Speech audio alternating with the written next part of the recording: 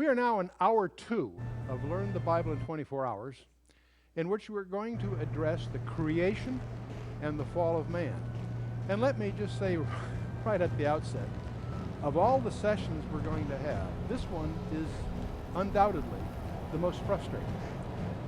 And it's not because of the biblical material, it's because of the presuppositions and prejudices we bring to this topic. Because we've all grown up in a pagan culture in which there's an enforced theory in science called evolution. And the myths and nonsense that gets promoted in our schools and throughout our culture are one of the things that we need to overcome. Our problem isn't the Bible, our problem is bad science, poor science. But let's just jump in. We obviously are in the Old Testament, and we're in the first book of the Old Testament, the first book of the Torah, the 5 books of Moses, the book of Genesis.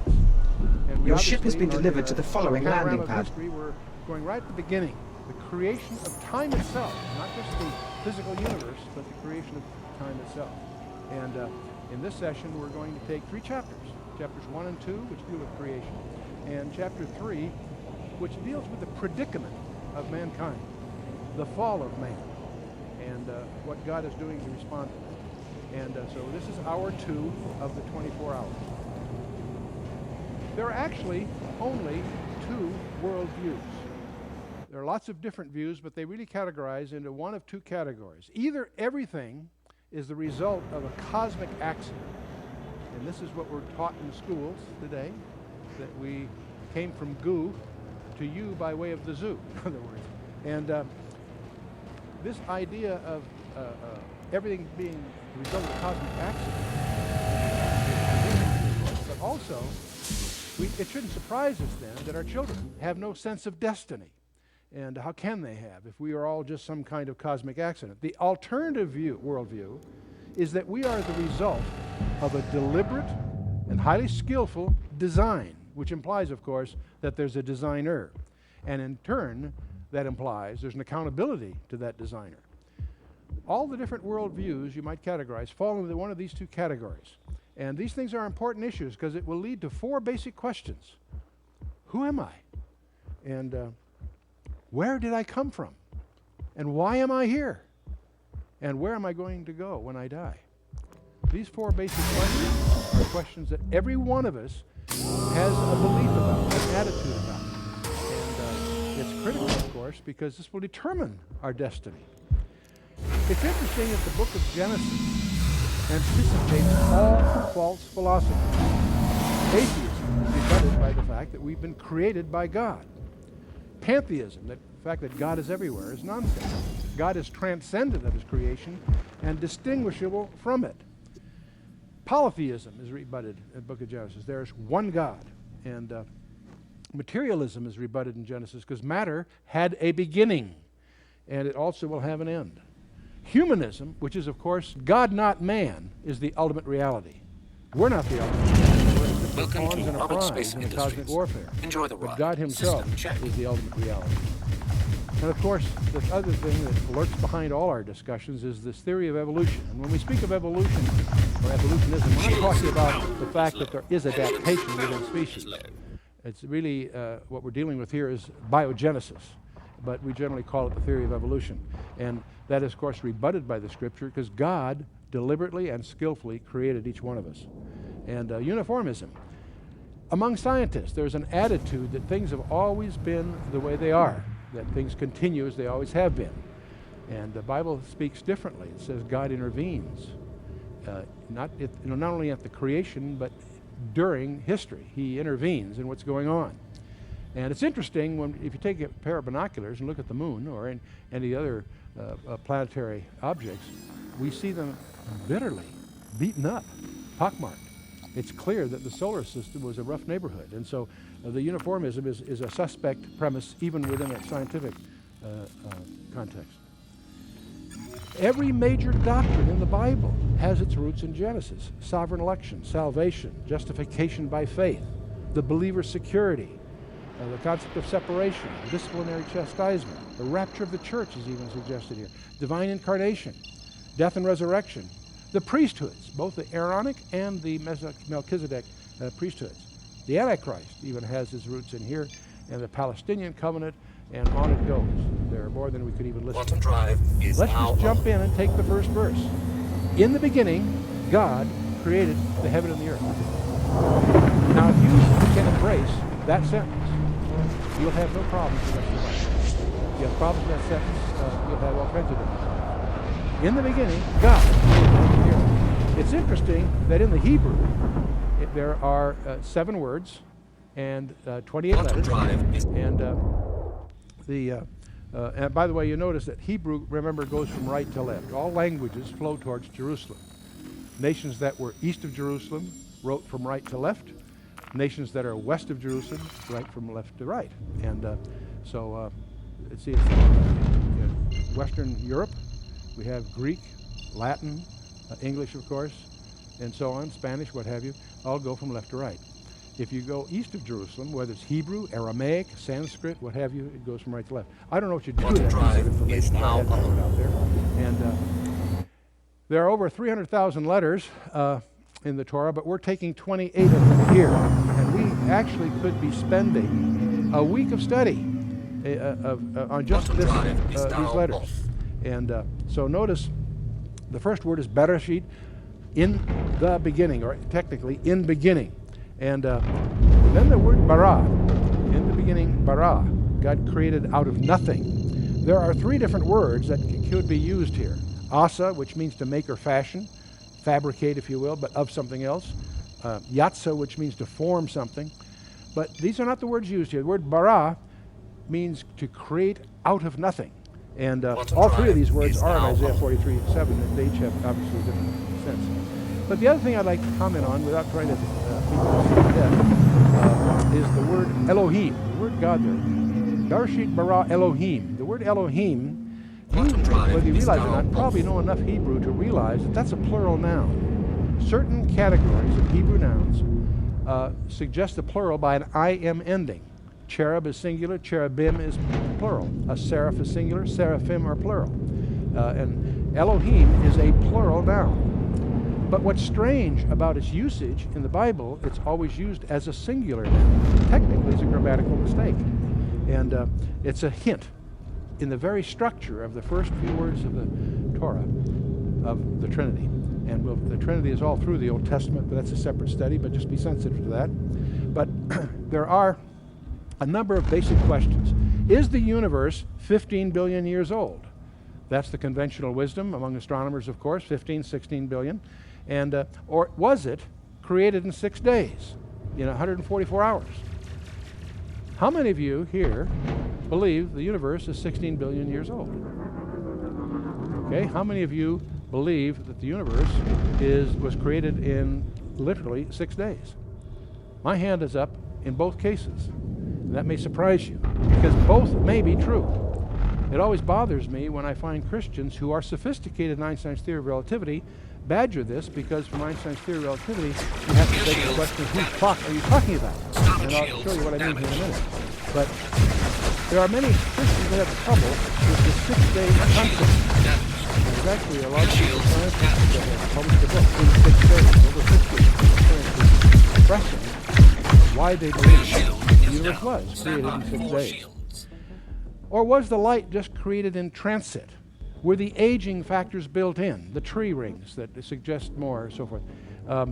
These things are an issue to many Christians, because they want to cling to the idea of being scientifically accurate on the one hand, and yet they're troubled by the fact the Bible says clearly 6 days.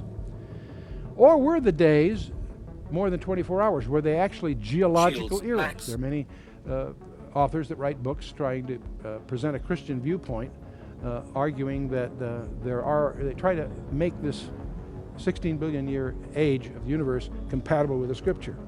The great discovery of 20th century science was that we live in a finite universe, which means it had a beginning. And the way they try to explain that beginning is with a family of theories called the Big Bang models, which essentially say first there was nothing, and then it exploded. And that may sound facetious, but that's literally what they say. The first one was the steady state model that Einstein himself admitted was his biggest mistake, because it was discredited. Then there was a concept, a hesitation model, but that was refuted in the 1960s. Then there was an oscillation model that expanded and contracted and so forth. And that's refuted by the entropy laws and lack of mass and other issues. The current models are basically a variation of what they call the inflation model. The problem with this model, it requires anti-gravity forces that have never been observed.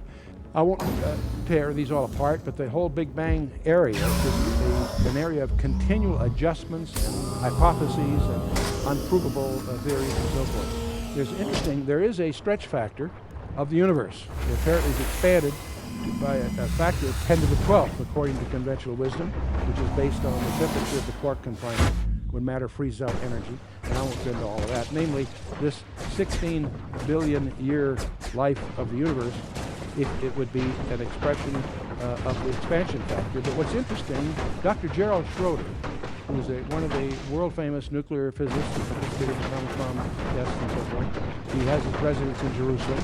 He wrote a marvelous book called Genesis of the Big Bang. He's not a Christian, he's a Jew, a brilliant scientist, and a delightful friend. We spent a Passover together at his home. But it's interesting, if you take that expansion factor of 10 to the 12th, the 16 billion years represent essentially 6 billion days, or 6 to the 10 to the 12th days. And if you divide that by the expansion factor of 10 to the 12th, that's what you get 6 days. You look at an exponential expansion, day 1 by this would account for 8 billion of those years, day 2, 4 billion, the third day, 2 billion, and so forth. The sum being 16 billion years as measured at the perimeter of the universe. So the real question is, whose clock are you talking about? Adam wasn't on the earth when this was created. The only clock around was God's, and God clearly tells us that it was 6 days. We'll get to that shortly. But one of the things that we need to be sensitive to is that modern science has approached the very boundaries of our reality and have recognized that. And so there are two concepts in mathematics, if you're in school, that you cannot find in the physical universe. One of them is randomness. We often talk about random numbers, but you'll discover if you're in the computer field, there's no such thing as a truly random number. You have pseudo-random generators that will generate numbers that have many of the properties of random numbers, but true randomness is an elusive concept. And most of us have been trained with what's called deterministic models, like equations, F equals ma or whatever you learn in science. But there's another field of study of stochastic models in which it includes random variables. The field of advanced statistics would be embraced by this area. And if you really study this area, you discover that the best you can get are pseudo-random numbers. Randomness is an elusive concept. That leads to a new theory in mathematics called the chaos theory, which deals with these issues. But randomness is very elusive to actually find. Well, that's exactly what the scripture says, by the way. It says the lot is cast into the lap, but the whole disposing thereof is of the Lord.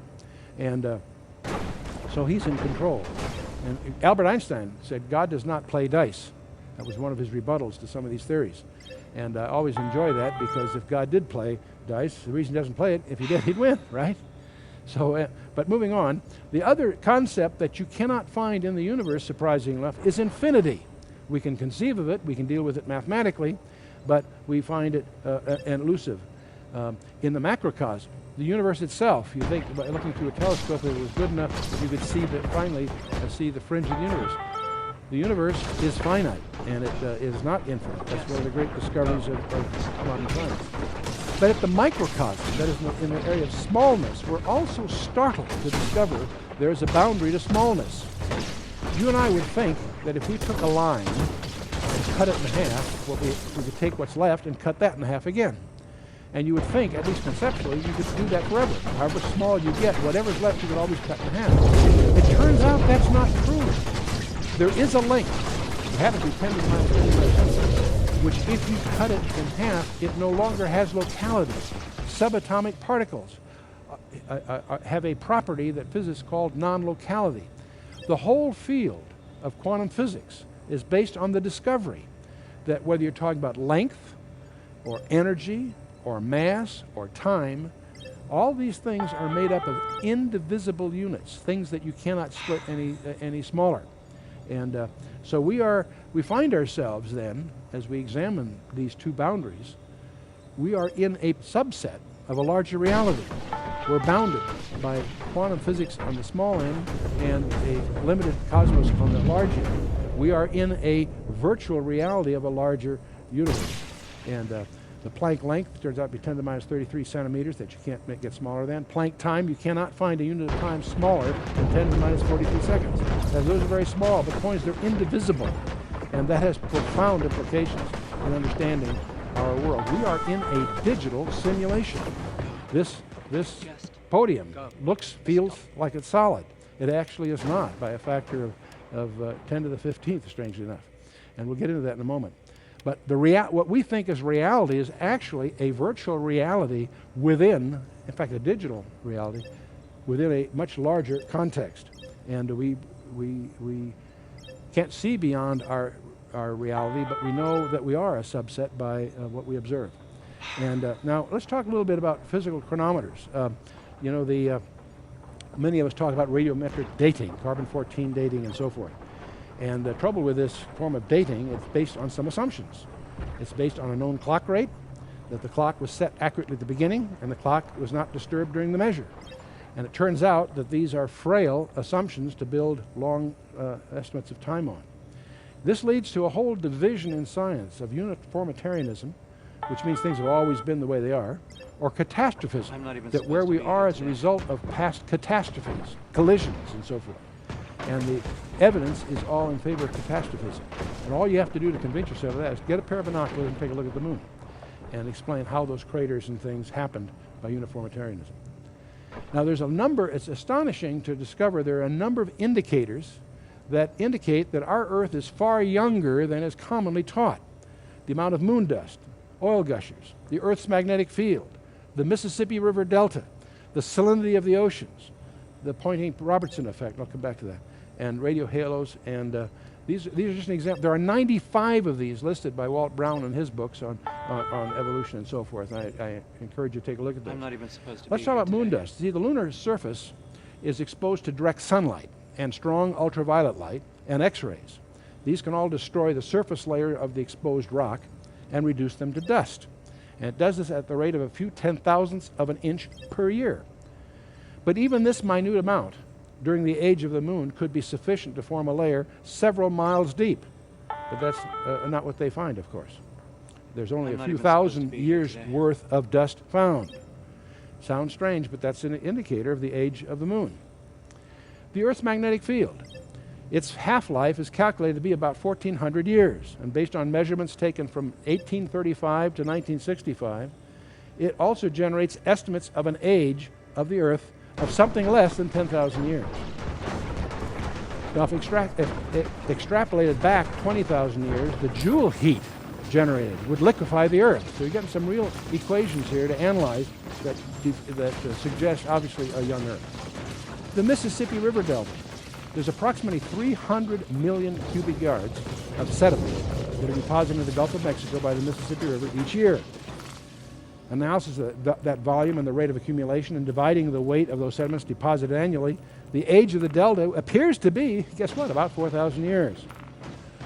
The salinity of the oceans, uranium, sodium, nickel, magnesium, silicon, potassium, copper, gold, molybdenum, and bicarbonate concentrations in the oceans are much less than would be expected if these elements and compounds were being added to the oceans at the present rate for thousands of millions of years, as is commonly taught in our schools.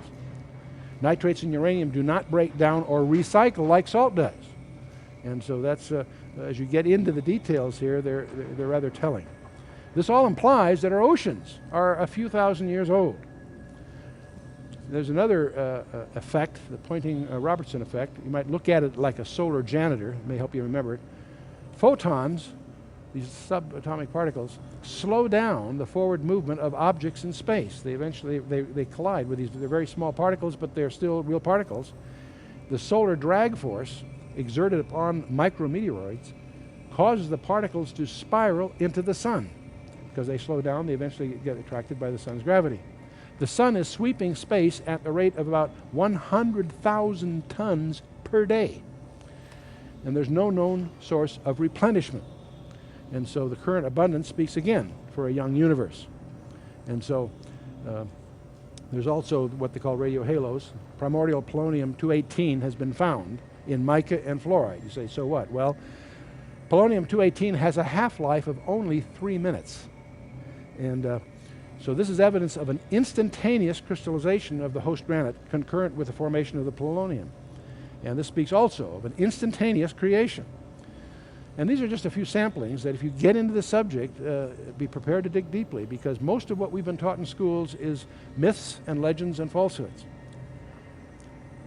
Genesis chapter 1 verse 2, and the earth was without form and void, and darkness was upon the face of the deep, and the Spirit of God moved upon the face of the waters. And so this happens to include a Hebrew phrase that's been the subject of a great deal of provocative speculation. Without form and void in the Hebrew is tohu v'bohu, without form and void. The problem is that when you get to Isaiah 45:18, you find an interesting verse. For thus saith the Lord that created the heavens, God himself that formed the earth and made it. He hath established it. He created it not in vain. He formed it to be inhabited. I am the Lord, and there is none else. And there's the same word there, is that he created it not tohu v'bohu. So there seems to be a contradiction here. And whenever you find apparent contradiction in the Scripture, rejoice, because there may be a discovery hidden behind that. The other problem with this verse is the word was. It happens to be a transitive verb. I'm not even supposed to be here today. It really should be translated became. It implies somebody being the result of an action. An example of that we find later in Genesis, where Lot's wife became a pillar of salt. The same word. It implies action on a direct object. And so when you put this all together, the way some people would translate this verse, the first verse, no problem. In the beginning, God created the heaven and the earth. Period. New subject. But, and that's another issue, the conjunction there is an adversive conjunction. In other words, both the Septuagint in the Greek and also the Latin Vulgate make that point. It's not and that's neutral, but it's an adversive conjunction. So it should be translated, but the earth became without form and void, and darkness was around the face of the deep. And because of this possibility, this is controversial, so I don't want you to necessarily buy into it, just be aware of this viewpoint. But there is a view by some scholars that there is a gap implied between verse 1 and 2. In the beginning, God created the heaven and the earth, period. Great, no problem. But the earth became without form and void, and darkness was on the face of the deep, maybe for eons. And darkness, and the Spirit of God hovered or brooded over the face of the waters. And one of the questions that this view I'm suggesting here was originally proposed by Thomas Chalmers in 1814, and these views are supported by people like G.H. Pember, Donald Gray Barnhouse, G. Campbell Morgan, Arthur Constance, and others. And it's highly speculative, but it does seem to tie with some other scriptures. And one of the issues it needs to deal with, it has nothing to do with dinosaurs and that sort of thing. We'll come to that. But it does raise a possibility, because one of the questions that we ask ourselves is, when did Satan fall? When we get to chapter 3 of Genesis, he's already a fallen creature. We know he wasn't always fallen when we study Isaiah and Ezekiel and other sources of information about him. So one of the questions, when did he fall? And the suggestion is maybe there was some incidence between verse 1 and 2, and because these terms without form and void are always dealt where they occur elsewhere, it's without form and void as a form of judgment. So there are all kinds of conjectures that come out of that. Be careful with those, but recognize that there are these strange views. But the first direct quote of God in the Scripture is the 3rd verse. God said, "Let light be," is what he actually said. Let there be light, and there was light. And so it's interesting that light itself is one of the most profound mysteries in science. And the speed of light is usually represented by the letter C by tradition.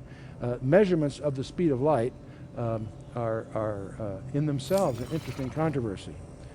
See, in the 17th century, Kepler and Descartes and so forth, the experts in that day, believed that light was instantaneous, or putting it another way, that the speed of light was infinite, very high, very fast. And that was the conventional wisdom. But in 1677, a Danish astronomer by the name of Olaf Romer measured the elapsed time between eclipses of Jupiter with one of its moons. And there's ways to do that at different places in its orbit. which gives you a way of measuring the speed of light over very large distances. And by taking advantage of that, he measured the speed of light and discovered it was finite. And he was poo-pooed by the physicists for 50 years. They laughed at this foolishness that the speed of light was finite, a finite number.